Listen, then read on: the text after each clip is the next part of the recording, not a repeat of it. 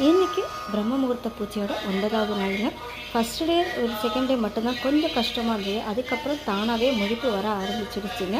எப்பவும் போல் வாசலில் 2 அகல் விளக்கு, கம்ப்யூட்டர் சாம்பிராணி ஏற்றி, அப்படியே கிச்சன்லேயும் ஒரு அகல் விளக்கு ஊதுபத்தி ஏற்றி வச்சுட்டேங்க. அப்படியே சாமிக்கு நேற்று வச்சுருந்த பூ எல்லாத்தையுமே மாற்றி சாமியும் கும்பிட்டு முடிச்சுட்டேங்க. பன்னீர் ரோஸ் சாமியோடு வச்சு அலங்காரம் பண்ணியிருந்தேங்க.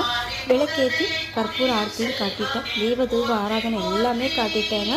கம்ப்யூட்டர் சாம்பிராணி, ஊதுபத்தி, தசாங்கமும் நான் ஏற்றி வச்சுருக்கேங்க. அந்த தசாங்கத்தோட வாசனை அவ்வளோ அருமையாக இருந்துச்சுங்க. நல்ல ஒரு பாசிட்டிவ் வைப் இருந்தது. எப்பவும் போல் பிரம்ம முகூர்த்தத்துக்காக 5 அகல் விளக்கும், வீட்டில் ஏற்றுற 3 விளக்கும் ஏற்றி வச்சுருக்கேன். கற்பூர ஆரத்தியும் காட்டிட்டேங்க. ரொம்பவே மன நிறைவாக இருந்தது. காலையில் எழுந்திருக்க டைமில் நல்லா பாசிட்டிவாக நினச்சி பாருங்கள். ஒரு கஷ்டம்னா அந்த கஷ்டத்தை நினைக்காம அந்த கஷ்டத்துலேருந்து வெளியில் வந்துட்டோம்னு நினச்சிங்கன்னா கண்டிப்பாக சீக்கிரமாகவே அந்த பிரச்சனைகள் வெளில வந்துடலாம். தேங்க்யூ. நாளைக்கு பார்க்கலாம்.